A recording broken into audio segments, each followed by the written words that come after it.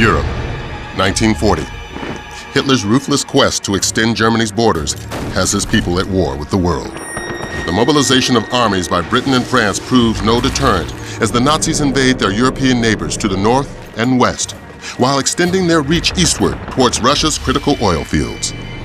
By fall, Germany's lightning war to soften England is launched, and America increases production, racing to aid the British. By 1941, the battle for North Africa is on as Rommel's Afrika Korps arrives in Tripoli. On the Eastern Front, an impatient Hitler breaks his pact with the Soviets. Stalin responds with a scorched earth policy, intent on leaving only ruins for the Nazi invaders. But one by one, his cities fall.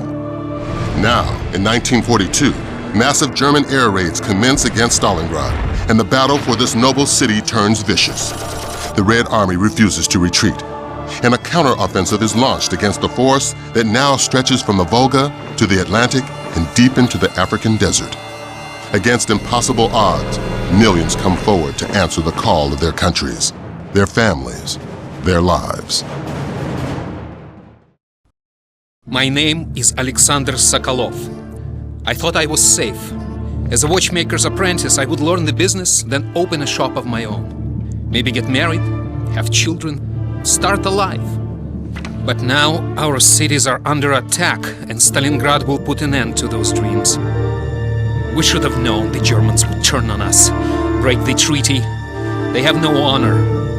The commissars rounded us up so quickly, speaking of the motherland, the sacrifices of our brothers, our duty. I'm only 20, but I'm ready to fight to the death. The sight of my home, Stalingrad, infuriates me. It is as if hell itself were burning.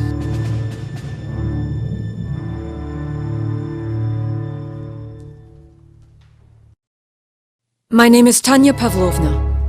We had little idea the Nazi invasion had pushed as far as our village until the night we awoke to the sound of tank tracks grinding in the distance.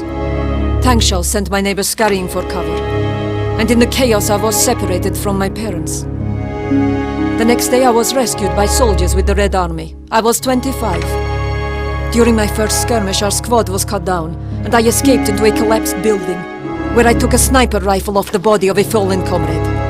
My father's voice guided my aim as I cut down my first 4 Germans with that rifle. My skill was reported to HQ and I was assigned as a sniper and sent to Stalingrad. I've been hunting Germans ever since. They took my family and my home, and I intend to take their lives.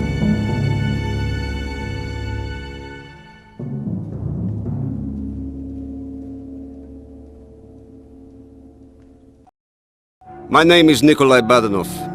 The day after the Germans attacked the Soviet Union, I left my wife and newborn son in the care of my parents and joined the Red Army. Having been a mechanic in Leningrad for years, it was no surprise I was assigned to the 24th Tank Corps. I live for the day we grind Berlin beneath our tracks. Perhaps it's this aggressiveness that won me my own tank crew and assignment in Stalingrad. While my crew and I are like family, there's another comrade who I'll be tied to forever. Her name is Tanya Pavlovna, and she saved our skins as we escaped in the last surviving T-34 after an assault on an old factory near Volgograd. But our tank soon had engine trouble, and the smoke plume was giving away our position. So we found what looked to be a safe place to make repairs.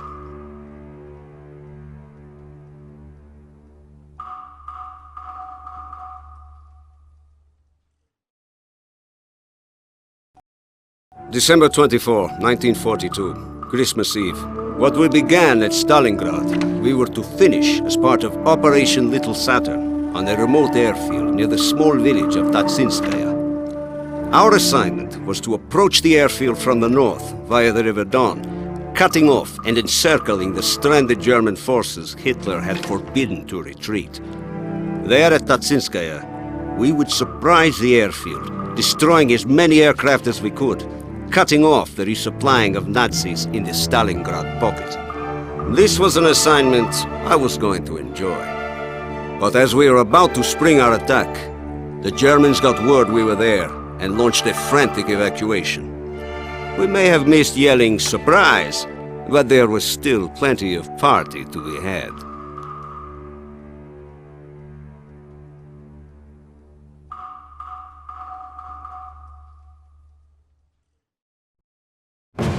By controlling North Africa, the Axis powers would have a better chance of holding the Mediterranean, now the epicenter of the war. Unfortunately for Italian dictator Benito Mussolini, his army is ill-prepared to withstand the British forces in the region. Hitler, fearful that more losses in Africa would jeopardize his efforts on the Russian front, sends General Rommel and his Africa Corps to clean up the mess. By 1942, the Allies decide that the best way to break the Axis powers back is to create another front. An Operation Torch is born of British and American troops. A well-supported, coordinated push through enemy lines, depleting and destroying fuel, food, and equipment would mean the eventual fall of the Third Reich in Africa, weakening Axis aggression throughout the world. All goes as planned, and by January 1943, British General Montgomery's 8th Army has Rommel and his troops on the run, scrambling to make their valiant last stand at the Mareth Line. My wife finally wrote saying, "Edward Carlisle, just asked to do something else." So I did. It turns out having a background in teaching chemistry can get you out of a desk job pretty quick if you have a mind to it. I knew nothing of Popsky's private army or its ties to the Desert Rats until I was in training. This sabotage platoon's philosophy is lightning-fast strikes and massive explosions deep behind enemy lines. It's gratifying to know that every time we light up a fuel depot or munitions dump, We're stalling Rommel's tanks and helping those poor blighters on the front lines. It may not be fighting fair, but the Germans have hardly fought fair in Europe, so to hell with them. My assignments are highly confidential, so as far as the wife knows, I'm still sitting at a desk. But for some strange reason, I've stopped complaining.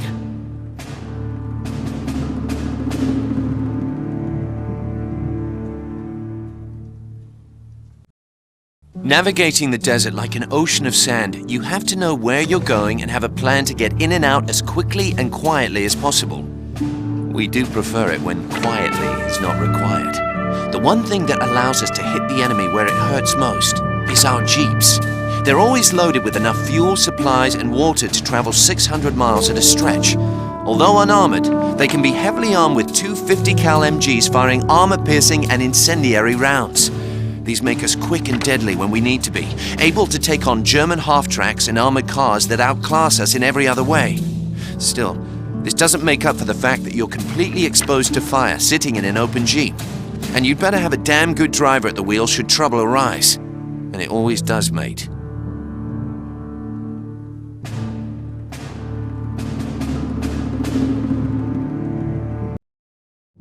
By 1944, in the battle to regain their Russian homeland, the Red Army crushes the German pocket at Stalingrad, marking the first major defeat of Hitler's armies. On June 6th, D-Day, the Allies stage a massive sea and air invasion on the Normandy coast that will soon lead to a full-scale retreat of Germany's once powerful armies across France and Belgium. Inspired by this success, British Field Marshal Montgomery devises a plan he insists will end the war by Christmas, codenamed Market Garden. With momentum on their side, the Allies attack Germany's industrial heartland from the north, attempting to outflank the powerful Siegfried Line, intending to drive on to Berlin. But Montgomery's plan fails miserably when the final bridge across the Rhine cannot be secured. Painful defeat and staggering losses destroy all hope for an early end to the war, and surviving Allies are ordered back to France. Fortunately, by October, with the Siegfried Line finally breached from the west, the Americans prepare for the capture of Aachen, a city destined for the dubious distinction of being the first major German city to fall to Allied forces. My name is Chuck Walker. I've been attached to the 1st Army, the Big Red One, for a long time now. I fought in North Africa and Sicily. I landed in Normandy on D-Day. Every day I fight to save my life and the lives of my men. I'm proud we're on the front lines. I know none of us are going home until the Germans surrender completely, and we want to be right there when it happens. That's why Aachen is so important. It's time to take this fight right to Germany, where it began. This isn't about medals or honor. Those things don't matter when you're fighting for your life. This is about winning the war. And fighting with the Big Red One has taught me you win a war by surviving it. And that means killing the Germans before they kill me.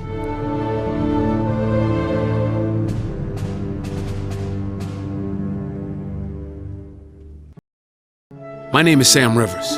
The day after the attack on Pearl Harbor, me and my best friend Jim rushed to enlist in the U.S. Army. Most of our buddies from the neighborhood in Chicago did the same. I was only 18. I barely had enough time to say my goodbyes, get packed, and marry my sweetheart Maggie 3 hours before we shipped out for basic training. I was assigned to the 761st Tank Battalion, which was almost entirely made up of colored folk, except for the officers. We were not particularly welcome at Camp Hood, but this just drove us to build an unstoppable team and earn the respect of everyone we met. General Patton himself saw us in action and insisted we be attached to his 3rd Army and sent to Europe. Today we're near the town of Tillet. Every other American unit assigned to take this town has tried and failed. Now it's our turn. We're all fighting for something more than just defeating the enemy. Every man in the 761st has something to prove to himself and to the folks back home. For us, victory has a double meaning.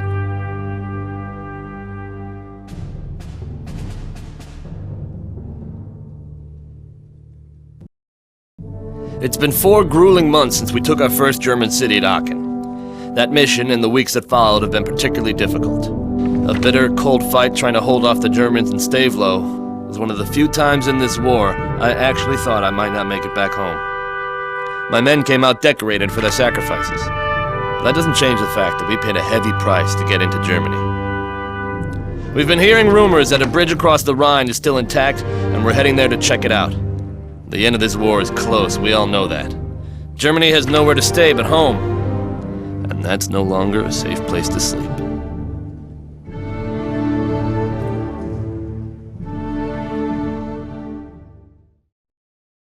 March 1945. With the bridge across the Rhine into Remagen secured, the Allies pour into Germany, bringing the fight against the Nazis directly to the Third Reich's doorstep.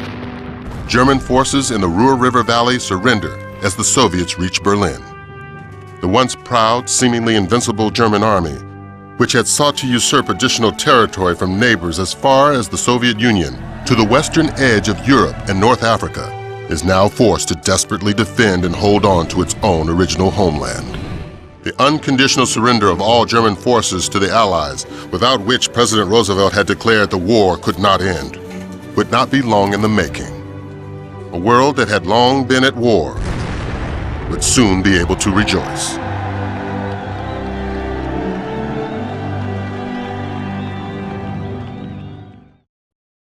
Against impossible odds, millions come forward to answer the call of their countries, their families, their lives.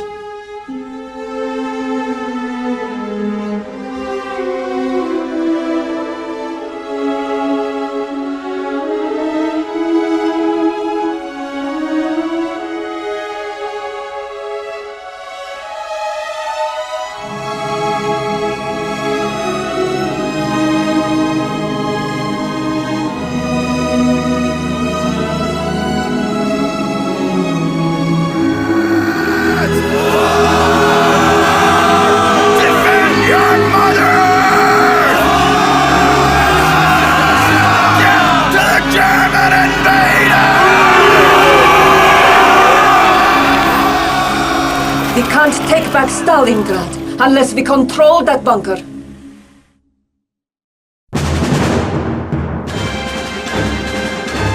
I'm sorry you lost your sergeant, comrade. We won't let his sacrifice go to waste.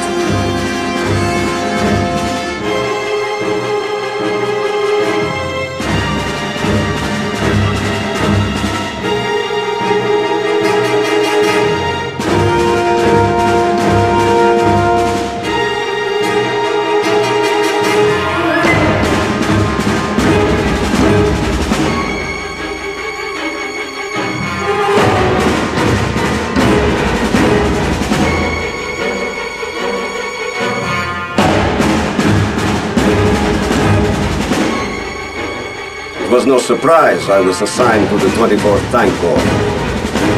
I live for the day we grind Berlin beneath our tracks. Perhaps it's this aggressiveness that won me my own tank crew and assignment in Stalingrad.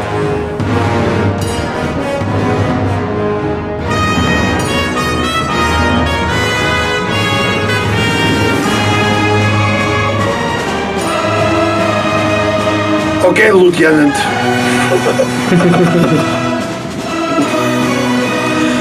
Okay, Lieutenant. Okay, Lieutenant, we have our orders.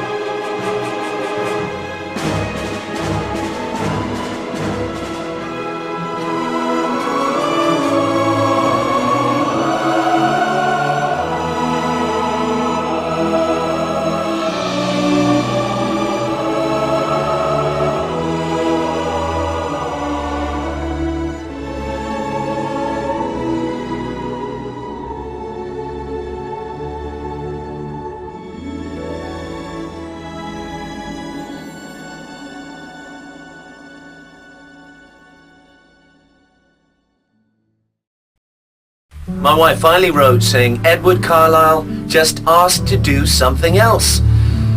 So I did. It turns out having a background in teaching chemistry can get you out of a desk job pretty quick if you have a mind to.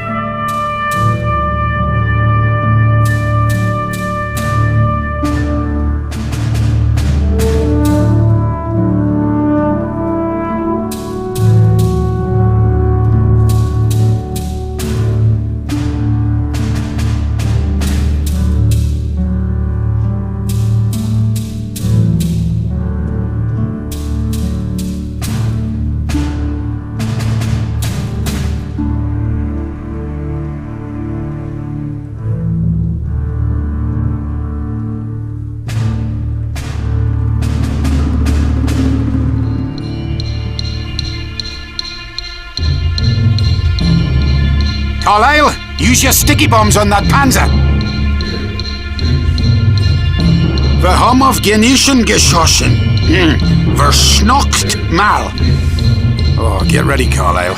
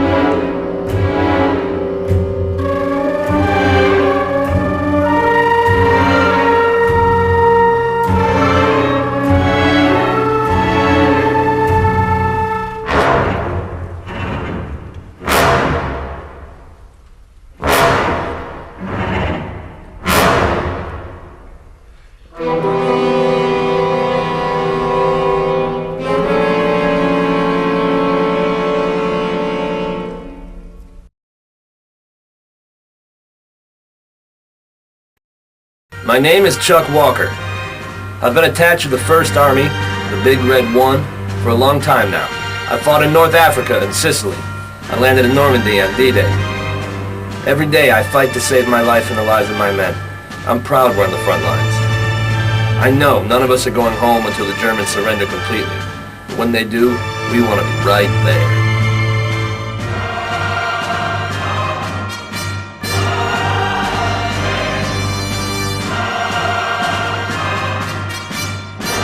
German anti-tank, top floor, dead ahead!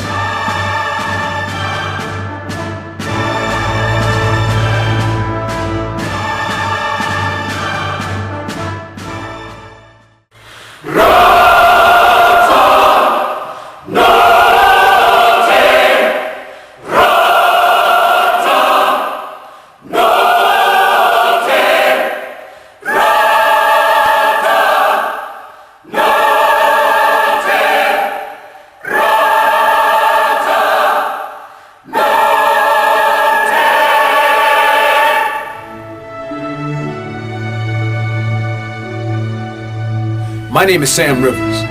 The day after the attack on Pearl Harbor, me and my best friend Jim rushed to enlist in the U.S. Army. Most of our buddies from the neighborhood in Chicago did the same. I was only 18.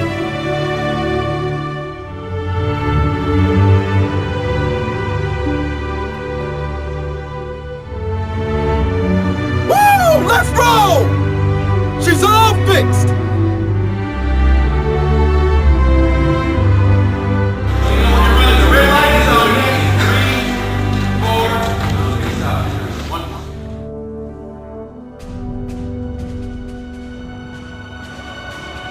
They can come out of it. They can bring it to forte. Just like a simple crescendo roll. Shh.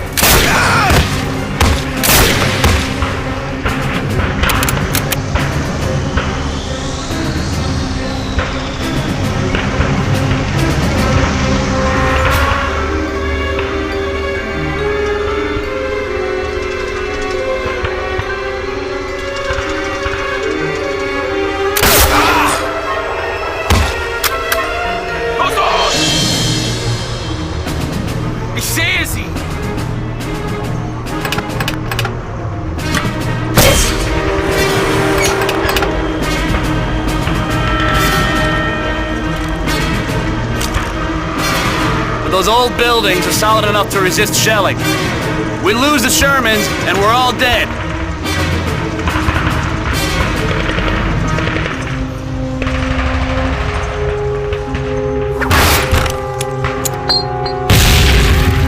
Go! Go! Go!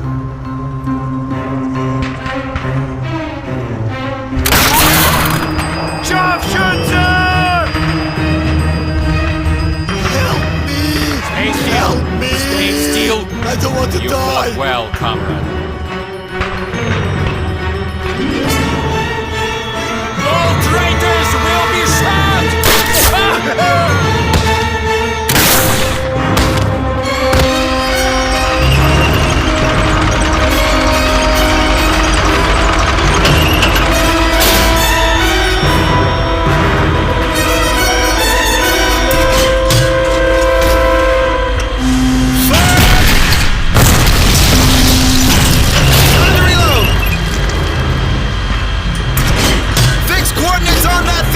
Let's knock it down! Nice work, boys! Let's move!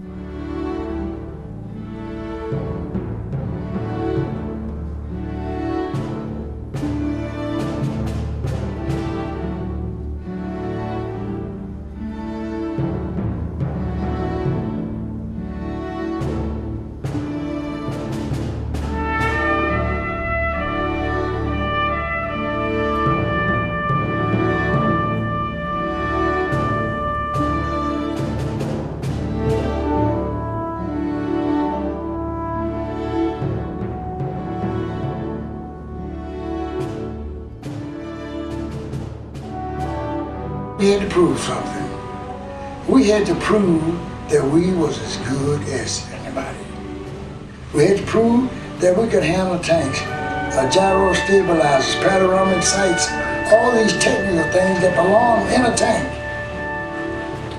We shouldn't have had to do it, but we had to prove to America that we did it, which was a shame. The guys that are doing this thing, they're just fanatics on it, which is wonderful. And you know, the young kids can actually see what their granddads did, you know, and it actually comes home to them. And plus, it's, you know, it keeps you thinking all the time as well. So I love that kind of thing, you know. It's fascinating to me.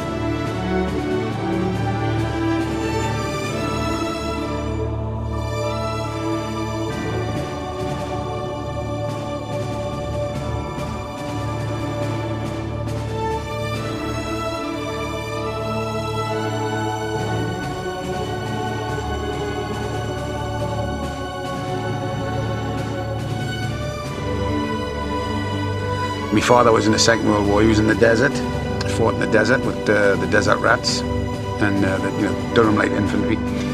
And then he went to Anzio. So, you know, every now and again, he didn't talk about it much, but every now and again we get little tidbits, little snippets of what really happened. And it fascinated us as three small boys. We just used to hang on to every word.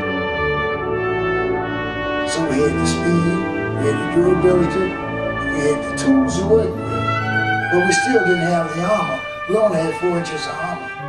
That Tiger Royal had 12. You couldn't knock him out if you hit him in front. So we learned ourselves how to defeat him.